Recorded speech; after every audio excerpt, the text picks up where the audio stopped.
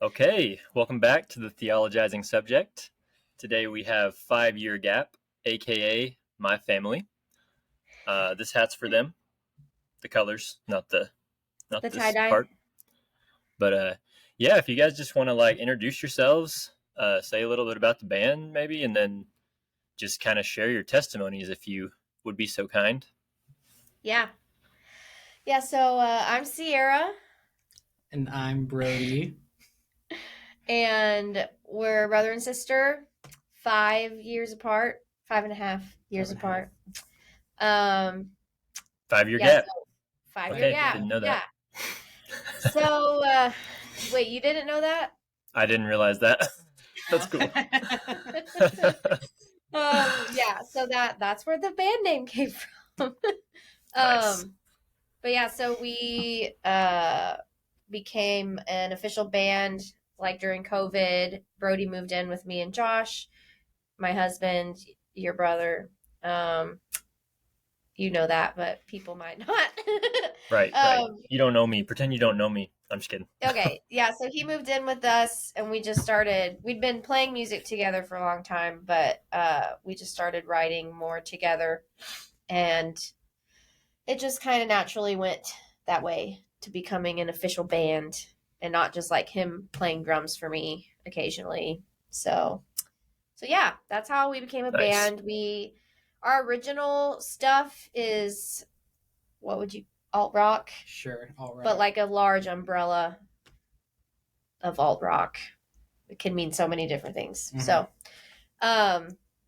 yeah, but we gig a lot. We just finished a new album, our second album. That'll come out this fall.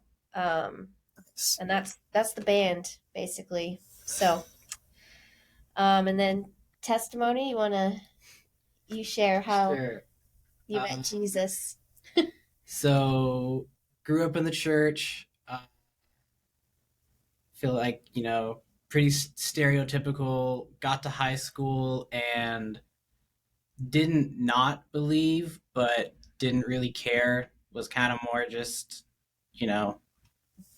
pretty just selfish in general, I guess. And then get first year out of high school and just kind of start, I don't know, thinking and asking myself those bigger questions. Just, what am I doing? What do I believe? Am I just a Christian because that's how I was raised? And then just spend some time just kind of searching for answers, and I don't know, tried reading philosophy or whatever, and just realizing that's not a great foundation to build upon. And just over time, Josh suggested books to read, by John Harrigan and stuff. And I don't know, I don't have a this is the moment my life changed thing. I just have a slow burn of learning more and reading more and growing closer to God, and him changing my heart and my mind, just the way I think about things. And now I would confidently say I'm a believer, believe the gospel, and yeah. No, that's awesome. Thanks for sharing that. Yeah. Okay, and then my testimony. Yes. Okay. Mm-hmm. So yeah, I, like Brody, we grew up in the church, Baptist, and I got saved when I was 8 years old, got baptized. And I can remember going down for the altar call on a Sunday morning to get saved, and it was completely out of fear of going to hell. That was the motivator there. Mine was wanting to have mid-church snack. Mid-church, the kids wanted communion. So yeah. Nice. And I think that my faith was I knew, God sent his only son to save us from our sins so we could be with him forever. That was the I knew that, but it was all very much fear based. Like I was just terrified of going to hell. I would like, even after getting saved and being baptized, I would ask Jesus, um, to come into my heart every single night, and like I basically like re-ask for salvation every single night, and just wondering, am I really saved? Like, am I really safe or whatever? Yeah. And so it probably wasn't until it was probably high school when I started coming to Christian Life Church, Terra Nova, and Pastor Derek, uh, just listening to him preach the gospel. And he really pushed the love of the Father. And that was kind of when it clicked for me that, like, God's not mad at me, that he actually loves me. And I mean, like God loves us, but like he really, it just made sense to me for the first time. So I think that's when, yeah, like the more accurate picture of the gospel started to take shape for me. It's in high school.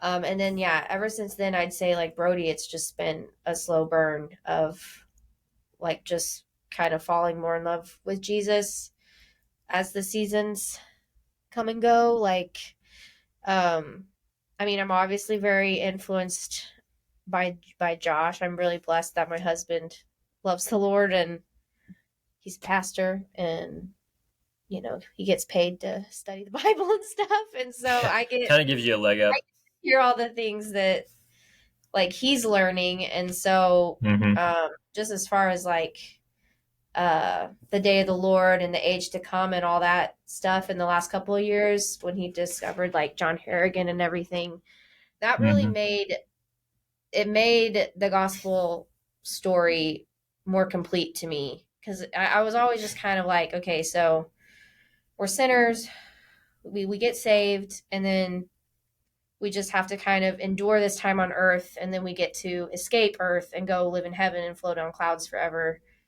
in sky world. And it's like, well, what's the point of all of this then, if God's just gonna do away with it and heaven's our home, whatever. And so learning about the age to come and like God's gonna restore everything, it made the gospel way more exciting to me and just make more sense. So that's where I'm at now. Yeah, no, that was the same with me. I mean, encountering the Harriganite teaching, just kind of made it more real, made it more physical, less ethereal. It's kind of felt like you weren't missing as much when you described the gospel when you had that final element to it. Yeah. So that's cool. Well, yeah. So our next question is kind of like, what has your experience been like just so far? And I know, I don't know what I'm trying to say. How's the experience just been being around the type of people that you've been around, as a Christian, and just playing your music where you play your music and things like that? Have you had any interesting like encounters, or, I mean, just how have you thought about like going into that type of environment? Has it been hard? Has it been not that big of a deal? I mean, I don't know. I don't know what I'm looking for here. Do you have anything you want me to start? I would just say we play a lot of like 3-hour plus cover gigs at casinos or bars, and a lot of times it's really fun, but you can't help but think like there's a lot of lost people in this room right now that I'm playing for. And so I don't know, I guess. Yeah, and I've struggled with that too, about like, are we contributing to bad lifestyle choices? Things. I will say that I think our music, like, we've definitely written our music for those kind of people, I feel Yeah. for people who maybe aren't necessarily believers, Yeah. to then listen to our music and maybe relate to some of the struggles we've been through, and then if you dig, an inch deep into either of our personal lives, you would find how we handle life and what we hope in. Yeah. And yeah, so gig wise, it definitely just depends on the gig, because like if we're doing a show where people are there to hear music from local artists and we just get to do our originals, like we have a lot more freedom to talk about what these songs mean to us. Where versus like a bar where you're just playing covers for 3 hours, like there's not really opportunity there to be like, Y'all know Jesus. like, yeah. But we have, so like, and the goal is to be able to just do original shows one day and not have to do that, so that we can communicate more, like, what we're trying to do with our music. But we're at a level right now where those shows don't pay any money, so we don't have those shows are very, like, we have one this Saturday, which is in Wichita, Kansas, which is going to be cool. We're just doing originals, like 40-minute set, and so we'll be able to be more open there. But so yeah, that's like the gig side of it. But then as far as just like, I think people I've come into contact with, like maybe you two, I feel like it depends just on the encounter, because I've worked with a producer before that was an atheist, but like loved talking to me about what I believe. And we would have really awesome long conversations and like respectful conversations, where I could just talk about my faith. He could talk about what he believed, ask questions and things like that. And it never, and so like that's a situation I've been in. And then I've also been in situations where I feel like I'm being baited, like trying to be tricked maybe into getting into arguments about stuff.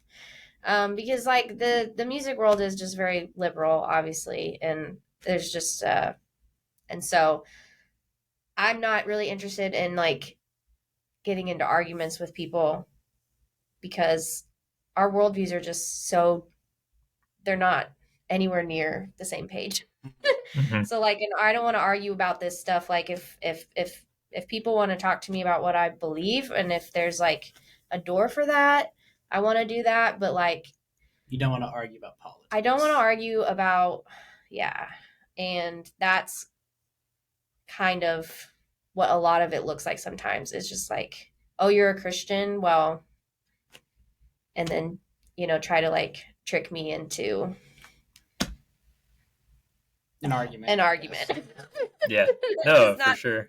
And so, but like I've talked to Brody too, like where I feel bad sometimes with like certain people that we're around a lot. Like, man, I just like, I want to talk to them about the gospel, but like they're obviously like hostile toward what we believe.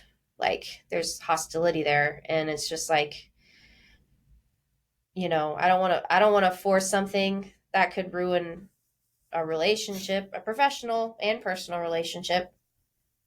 But I also know we're supposed to, tell people about Jesus. So yeah, it's just been weird, and I struggle with knowing how to navigate it, but I don't know. Definitely. If that made any sense. So no, yeah. No, it's complicated.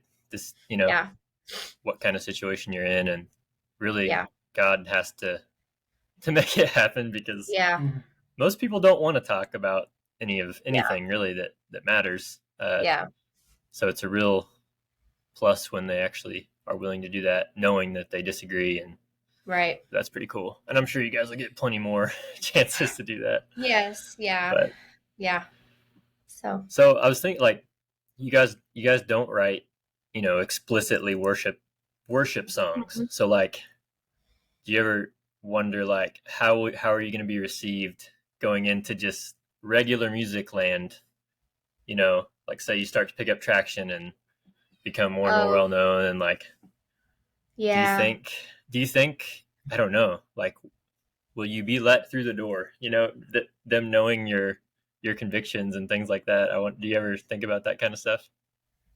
Yeah, I think about it all the time because, we have, I mean, we both love 21 Pilots. Mhm. They're kind of like our number one influence, like our favorite band collectively. And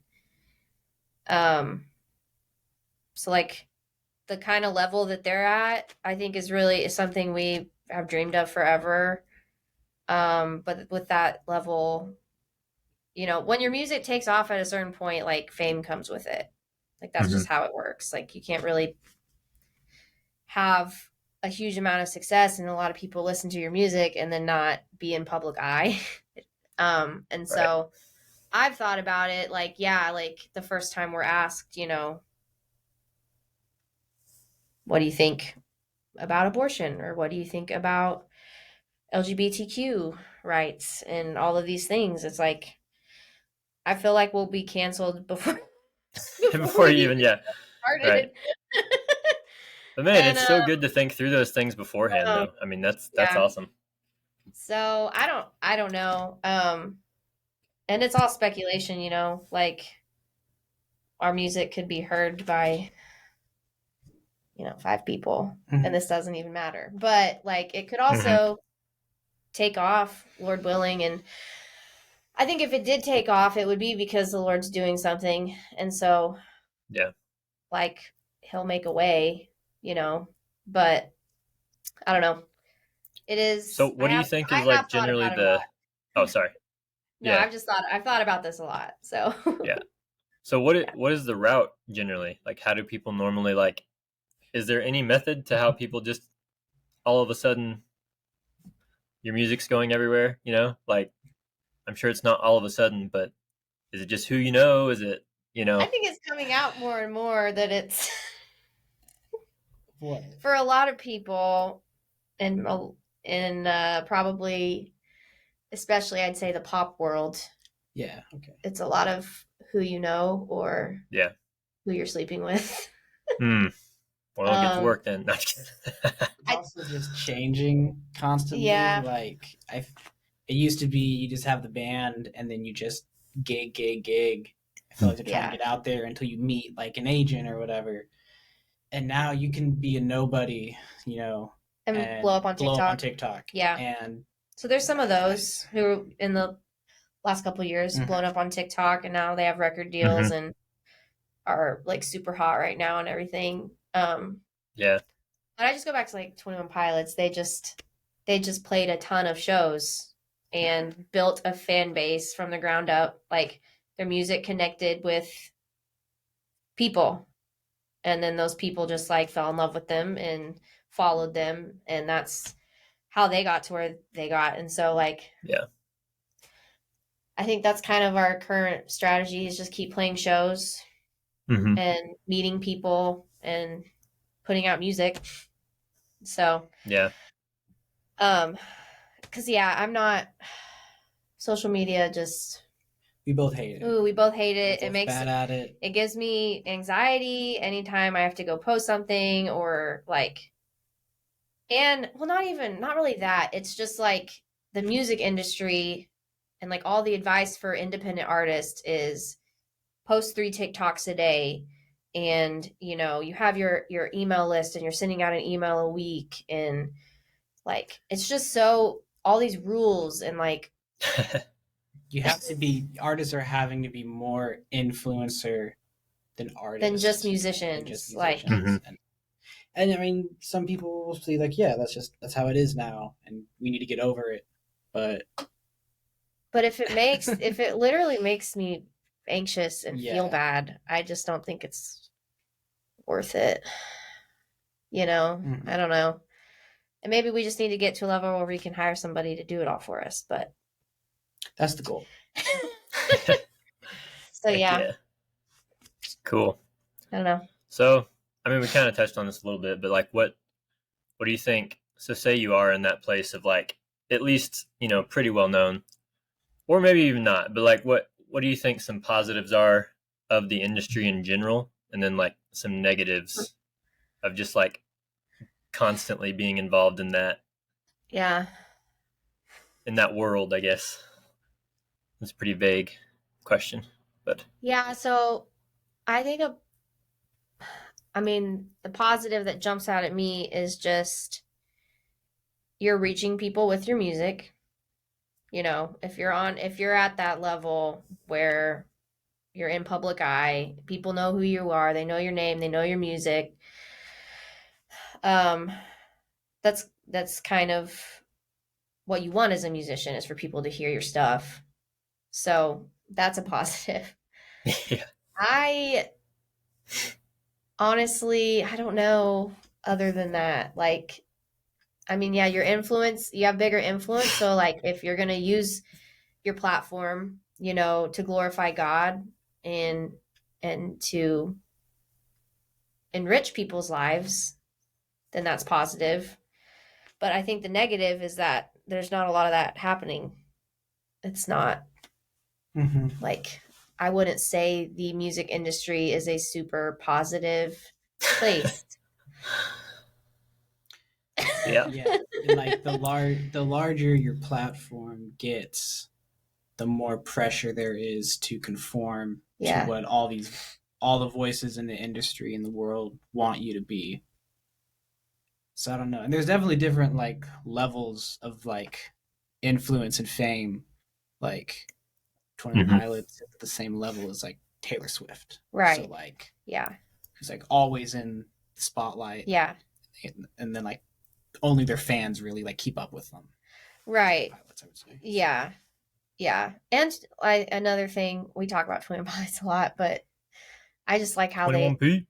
I just like how they've, I don't know, their whole career, like how they've navigated it. But they like don't really do interviews or things like that. Like they don't do a whole lot of that stuff. Not a whole lot of publicity, I guess, from them. And so like I think there is a way to, but again, maybe they just have an awesome label that's like, yeah, we'll let you guys just do whatever you want. That's not always the case, So I don't know. No, it's funny. It's like you have Taylor Swift, who's like basically always in the public eye. Yeah. Always has controversy, and then you have 21 Pilots, who's just like making good music, and that's all they need to do. It's like, that's funny how that works. Yeah. And so like that would be really cool if we could get into a situation like that, even just regionally, like to where people know our music and they're following us because they like our music, and not because they care about like what's going on in our personal lives or right. Yeah. things like that. So throw some bands out there. Who are some other bands that you guys have been influenced by? The Killers, very much like the Killers. Yeah. And then I guess on my side of things, a lot of like kind of pop punk drumming and stuff, and also so like Blink 182, or like you get into kind of more recent emo like Modern Baseball, and then I love like classic rock, so like Led Zeppelin, like John Bonham's like my favorite drummer. And then Ciara, you get a lot of the pop influence, so the T Swizzle. Yeah, I like Taylor Swift. Taylor Swift, I think, is a big just songwriting inspiration. I think. I don't think anybody. Catchy tune.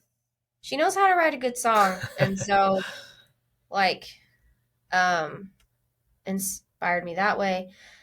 But I think for like this latest project we've done, this latest record, Joe. Yeah.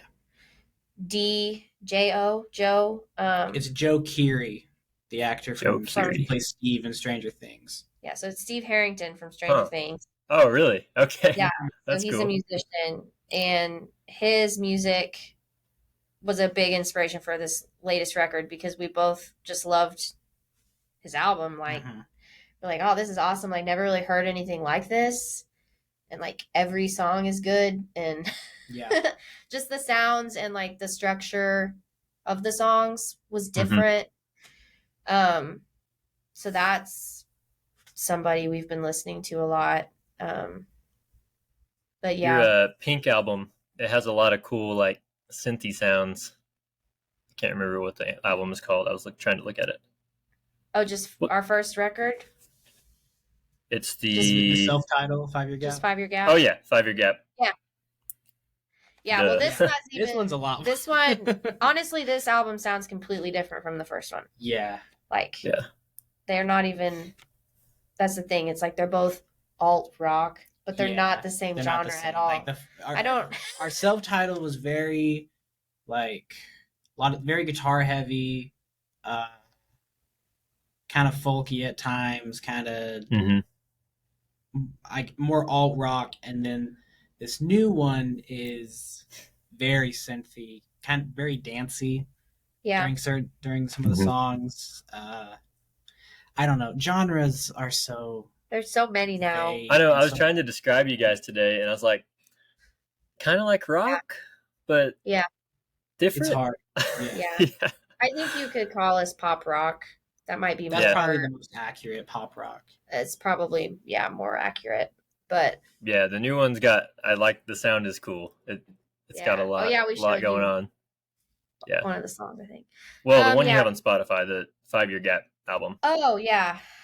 Yeah, well, the new stuff is way different. So. All right. I think you guys showed me a couple songs, but because they're not out yet, right? No. Okay. Yeah, that'll come out this fall sometime. Heck yeah. So.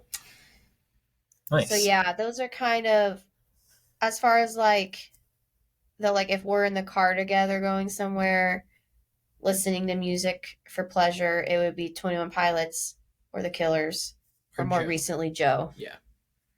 Nice. So. That's so interesting that he has a band. It makes sense. I know. It looks like he has a band. So good. It's good. You'd love it, actually. Yeah, I'm sure I would. So. Man. Well, the last question I had, which can go anywhere, but just future goals, like what's like the best case scenario, I guess? We kind of touched on it a little bit, but as far as just where you want the band to go and what you daydream about when you think about it being successful and that kind of thing. You want me to go or you want to go? I'll go. I mean, the goal is like I would love for the band to be full-time and for us to be touring. I don't have a specific I guess level in mind. Like I honestly I wouldn't want to be super famous. Yeah. It's not about the fame. I love playing the drums. Yeah. That's what I love to do. And if I could do that full time, and if that could be your job. So yeah, if that could be my job, for sure. That's the dream, right? Yeah. See, that's what I'm thinking. Can someone pay me to read?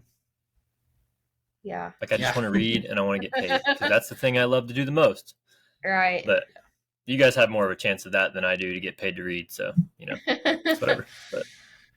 Yeah. And I think for me, for the longest time, I thought if we are not, doing stadium tours at some point, if we don't have, millions of people listening to our music and we're touring and all this stuff, then we have failed. Yeah. And it's over. We tried it, we didn't make it, so we can't do it anymore. And then just in the last couple of years, I've realized that's just stupid. Yeah. And I'm honestly just super happy and thankful with where we're at right now. We've averaged a gig a week since the spring. and we're getting paid to do it. Heck yeah. Like this album we're going to release this fall, totally self-funded just from the gigging we've done, which is really cool because albums are expensive. And so that we've been able to do that is a huge success. And then, but yeah, I mean, I would love for us to do this full time. Like, this is what we do. We write music and we play it for people. I'm having a baby. So Another musician.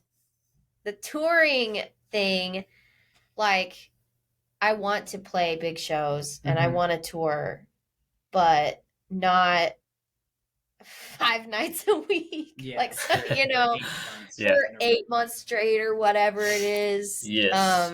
Just because you hear artists, I mean, all these artists like cancel their tours halfway through for mental health reasons.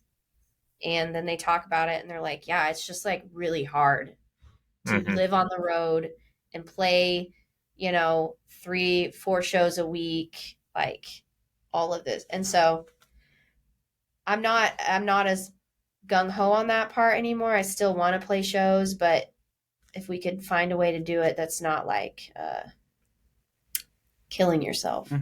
Like that, I know you're not like a huge Taylor Swift fan, but what she's doing right now is insane with her arena tour. Oh yeah. Her show's 3.5 hours. Man. That is a long show. Like, I wouldn't want to attend a show that long. And she's doing these every weekend, always 2, sometimes 3 nights in a row. Like, that is, Jeez. I'm like, how are you alive? How are you even living? And so I'm not about being that hardcore, but I do want to play. That seems so unsustainable. Like, how do you continue to do that? Well, and we've talked about this too, just like, you know, like the whole like 80s rock life of like just drugs and alcohol. Yeah, I mean, like they literally had to be on coke to keep up with their lifestyle. Like, like, yeah, man, it just makes, so anyway, I still want to play a bunch of shows with you. I'm rambling quite a bit, but if we ever got to that level where it was like, okay, we're going to go on a US tour. It's like, okay, well, we're going to be smart about this. Maybe break this up into some chunks. Yeah. And not kill ourselves in the process. Yeah. And you kind of mentioned, but we've both struggled with like placing a lot of our value and happiness on like reaching that. Yeah. Which made every moment of us not having that miserable. Yeah. So the Lord's definitely worked on both of us, I think, on like to just be content where we are. Yeah. Because like we play some shows around here and like the same people show up to support us. Like that same, which is awesome. Like, it's like local kids who don't know us personally but love the band and just come and it's like if we never play stadiums, like at least this kid has our shirt autographed. Look back on or whatever. So. Just a couple of days ago, a group of girls on their bikes. I was sitting outside. They rode by the house. They don't go to our church or anything. These girls, like, so I don't know them apart from them seeing us at shows. They're like, oh, you're going to be at the Hub next weekend. Like, we're coming both nights because we're doing Thursday, Friday night. And like, that's just awesome. Really special and that's really cool. And so just kind of recognizing the little things, like if this is as high as we ever get, is gigging once a week, putting out an album, every couple of years. And we have local support. Like, that's successful. That's successful. And I feel like that we're stewarding like the gifts God has given us well. And so yeah, but if he decides to make it blow up too, that would be cool. So yeah. But no, I think you're right. I think you guys are. It's not like it's not all or nothing anymore. It's like right. We can have it all. We can. We Yeah. can. I mean, I'm impressed that you guys just make music and actually get it recorded. That's a feat. That's a win to me. Is like Yeah. getting together and practicing enough Yeah. to do that. Helps when you live I mean, together. So. It does yeah, help no, us live that's a plus. together. But yeah, that's cool. Yeah. Yeah, I'm excited to see what all goes down. Yeah, but we're really excited about this new album. Mm-hmm. So it'll be cool to see what God does with it. And when does that drop again? Probably end of September, beginning of October. Cool. Definitely before November, which is when the new band member comes. Yeah. We'll get that awesome. Out, and then we'll have something to share and promote for a few months while we take a break. So. Yeah. So, baby's gonna play double bass or. Synth Wizard. Synth Wizard. Yeah, I'll give her my Synth little Wizard. Okay. Yeah. OP1.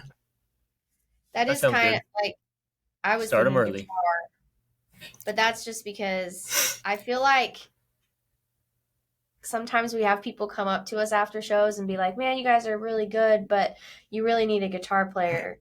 And then I'll be like, "Oh yeah, well, we're happy with how things are right now, but maybe in the future with something we could add." And then they're like, "Well, coincidentally, I'm a guitar player, and I would love to play with." It's every time, every time. It's never just a rando that's like, "You guys need a guitar player." It's always a guitar player who wants to join the band, which is flattering. It is flattering, but it's also funny. Yeah. It's just having a band is hard. Yeah.